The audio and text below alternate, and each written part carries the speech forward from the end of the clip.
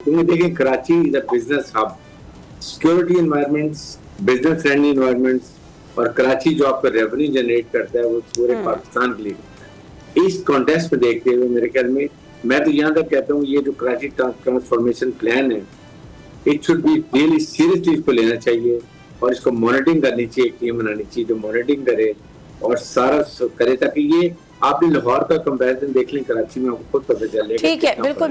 मैं तो अभी ये मेरी दुखती रह गया, तो इसको आप ना छेड़े ब्रिगेडियर साहब, हम इस पे अभी नहीं बात करते। वो कहते हैं ना, वो बात निकलेगी तो बात दूर तलक जाएगी, तो अभी थोड़ा सा इसको हम होल्ड करते हैं। मिशाल मलिक ने भी अभी ज्वाइन किया है। अस्सलाम वालेकुम मिशाल। जी अस्सलाम वालेकुम। मिशाल, जब हम पाकिस्तान की फतह का जिक्र करते हैं, इंडिया की हार का जिक्र करते हैं, और फिर कश्मीर का जो मसला था वो एक दफ़ा फिर उसने एक जगह ली, एक उजागर हुआ, दोबारा से ये बात हुई। खुद जब जंग जीते और ट्रम्प की मिन्नत तरले की गई नरेंद्र मोदी, तो उन्होंने कहा कि जी हम इसमें कोशिश करेंगे इसको हल करने के करीब। पाकिस्तान की जीत को कश्मीर में किस तरह सेलिब्रेट किया गया और क्या उम्मीदें अब रख रहे हैं कश्मीरी? देखिए अस्सलाम वालेकुम, ये तो माशाल्लाह से जंग भी जो लड़ी गई है, जहां से इसका एपी सेंटर है वो मकबूजा कश्मीर है, पहलगाम में ही शुरू हुआ। ये दहशतगर्दी हिंदुस्तान ने कराई और पूरा 1 साल हो गया इस बात को। आज तक कोई एविडेंस, कोई प्रूफ नहीं निकाल सके पाकिस्तान के खिलाफ या कश्मीरियों के खिलाफ, और इन्होंने एक फुल फ्लैग जंग शुरू की। और उसके बाद जो इबरतनाक इनको शिकस्त मिली, और जो मैं समझती हूँ कि दुनिया के अंदर ये खाली एक इंडिया पाकिस्तान की जंग कश्मीर पे होना नहीं थी, बल्कि पूरी दुनिया के लिए एक अमन का एक इतना बड़ा पैगाम पाकिस्तान ने दिया। जब पाकिस्तान ये जंग जीत गया, हिंदुस्तान ने मिन्नते तरले किए फेस सेविंग के लिए ट्रम्प के, और तब उनको कवर अप देने के लिए अमेरिका ने रिक्वेस्ट की पाकिस्तान को कि आप सीज फायर पर, वरना तो ये न्यूक्लियर जा रहा था।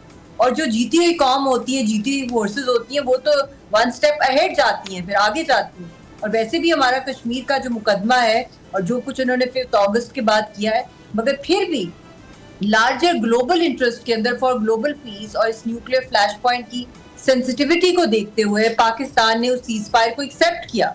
हालांकि ये एक फेस सेविंग ट्रम्प ने काफी हद तक मोदी को दी, मगर जो रिस्पेक्ट पाकिस्तान को मिली इस सीज फायर को एक्सेप्ट करने के लिए, कि उन्होंने इस फतह के बावजूद दुनिया के अमन के लिए इसको एक्सेप्ट किया। इसीलिए बार बार डोनाल्ड ट्रम्प जो हैं वो हिंदुस्तान को लैश आउट करते हैं, एक्सपोज करते हैं, क्योंकि उन्होंने हिंदुस्तान पे फेवर किया।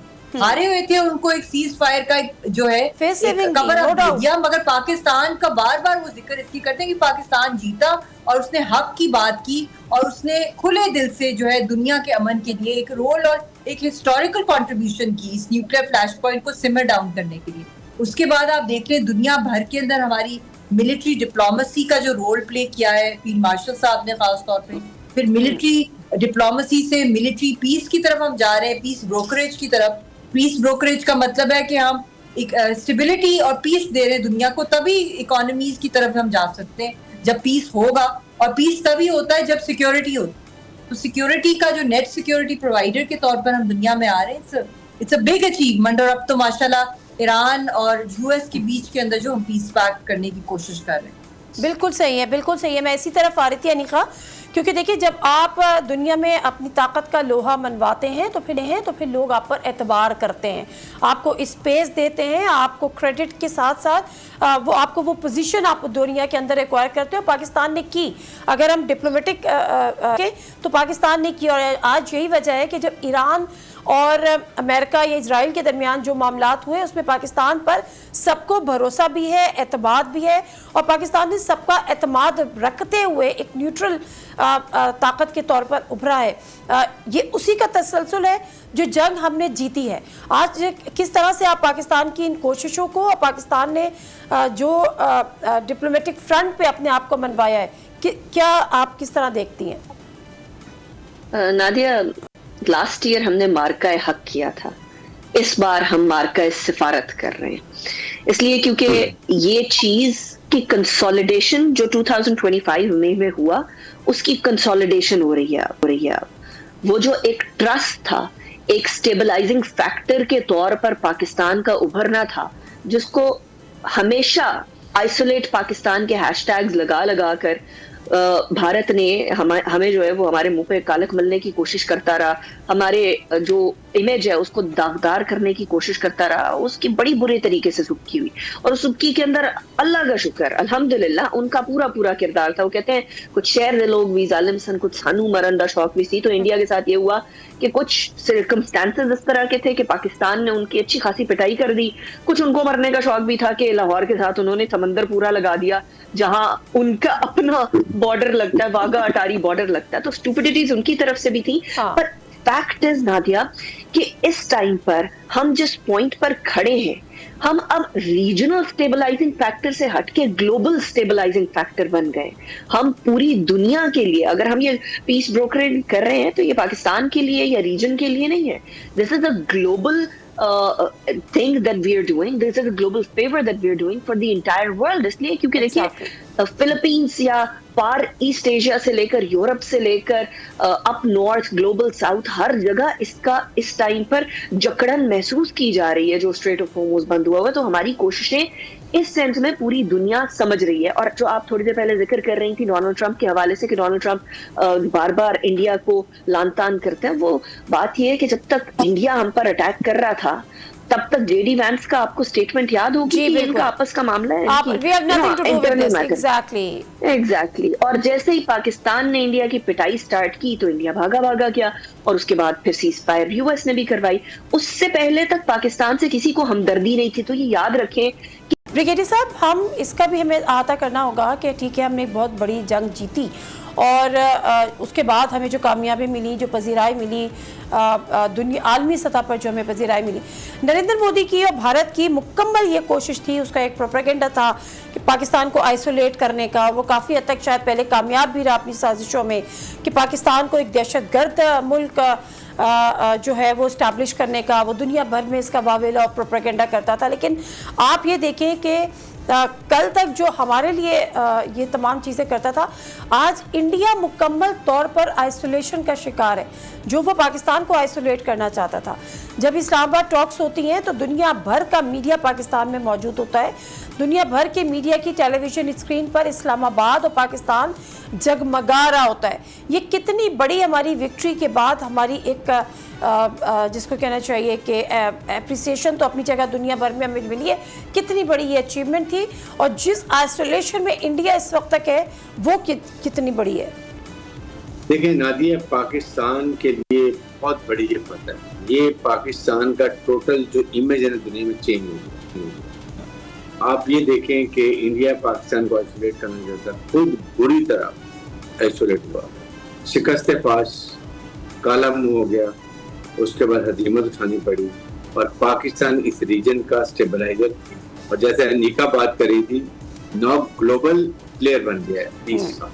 And this is a big achievement और we should be thankful to Narendra Modi कि उसने हमें अपॉर्चुनिटी दी और हमारी मुसल्लह फौज ने हर वक्त, बिकॉज वी न्यू इंडिया कि ये किस किस्म की ये कनिंग चार का टोला दहशत गर्दों का, इसलिए हमने हर वक्त तैयारी की। Multi domain operation, cyber warfare, उसके बाद में इलेक्ट्रॉनिक वॉरफेयर, फिर ट्राई सर्विस में पूरी तैयारी की हुई थी, सिंक्रोनाइजेशन एयर की और ग्राउंड रडार्स की, किस तरह इंडिया के हमने जहाज़ों के रडार जैम किए। We are much ahead of Indian से इलेक्ट्रॉनिक और साइबर वॉरफेयर में। इसकी वजह से जो हमें अमेरिकन को नेवर इमेजिन कि पाकिस्तान 2 दिन के अंदर इतने बड़े दुश्मन को इस बुरी तरह करते, दे वर सरप्राइज।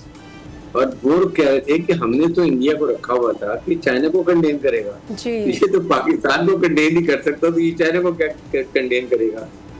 जहां तो उनकी परसेप्शन चेंज हुई, फिर फील्ड मार्शल गए, उन्होंने डिस्कस की, दे रियलाइज कि फील्ड मार्शल इज रियली और छिपा सरार फौजी प्रोफेशनलिज्म उनको कोई मैच नहीं है, ई डेवलप लाइकिंग फॉर हिम।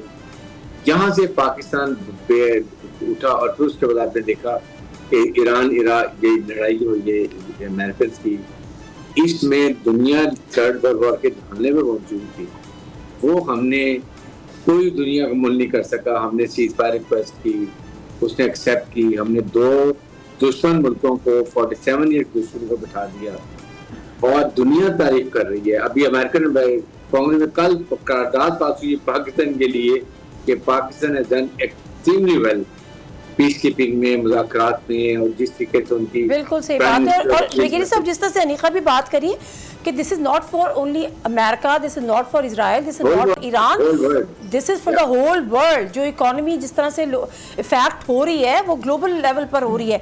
अच्छा अनीका, मैं दोबारा से वहीं पर आती हूँ, जब DGISPR की वो बात थी जिसमें उन्होंने कहा कि आप ये करके देखो, कराची वाले बताएंगे, तो जरा एक मैसेज तो दे, तगड़ा सा मैसेज कि जी जिन्होंने सोचा हुआ है कि वो कुछ ऑपरेशन 2 कर देंगे और उसके बाद क्या होगा, और उसके बाद क्या होगा अनीका? आए ना जरा, आके देख ले, फिर पता चलेगा हमको क्या होगा। ऐसी फेंटी पड़ेगी। कराची वाले किसी को बख्शते नहीं है नादिया, आप भी जानती है, मैं भी जानती हूँ, बुगेरी साहब भी जानते हैं। कराची वाले उधार नहीं रखते हैं, वो उधार नहीं रखते। जरा आए, एक दफा कदम रखने की जहमत करें, कोशिश करें, हिम्मत करें, और उसके बाद देखें उनके साथ होता है क्या। उधर ही समंदर में भिगो के, लियारी नदी के अंदर भिगो के उनको ऐसा मारना है ना, वो तो अभी तो जहाज गिरे हैं, उसके बाद उनके साथ जो है ना उनको पता भी नहीं चलना। सब्सक्राइब करें और बेल दबाएं ताकि कोई खबर रह न जाए।